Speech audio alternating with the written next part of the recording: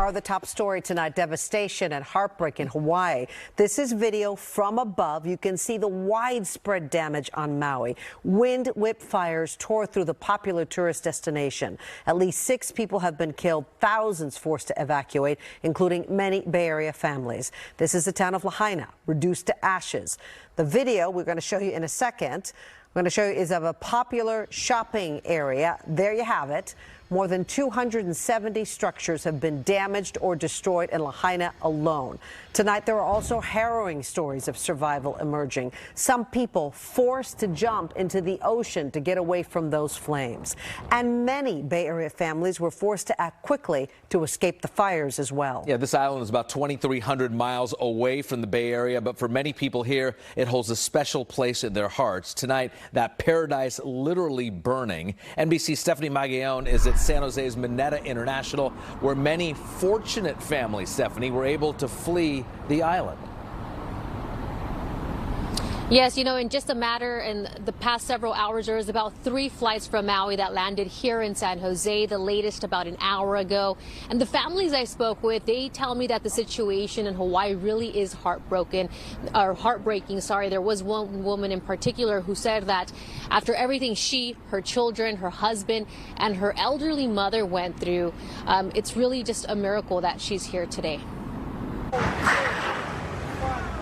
It's a raging scene as deadly fires devour Maui, forcing families to flee by any means.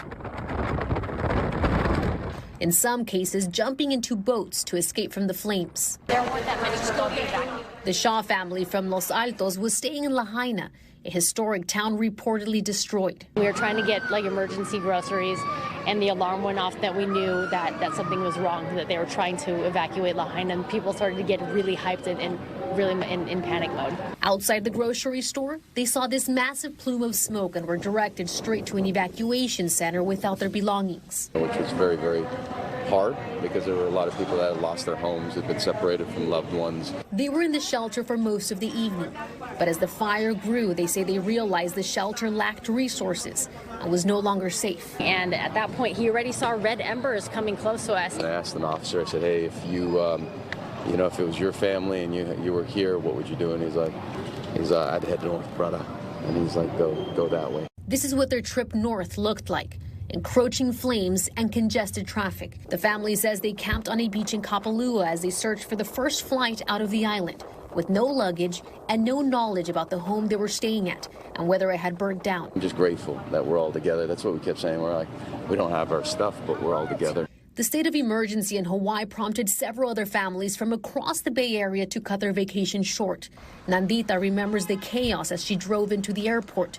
Thousands searching for a way out. Now, there were a few people on the flight that I spoke to, and then they took a flight to San Jose, but then their home is in Sacramento, so it's people were really trying to do whatever it takes to get back home. Hawaii's Department of Transportation says they have started mass bus evacuations that will take tourists to the Kahului airport, where airlines are working around the clock to help families evacuate. The Department of Transportation did say earlier today that there were still several seats in flights leaving Maui. All tourists have to do is contact the airlines directly. And so they just have to contact the airlines directly. I'm live in San Jose. Stephanie Magallon, NBC Bay Area News.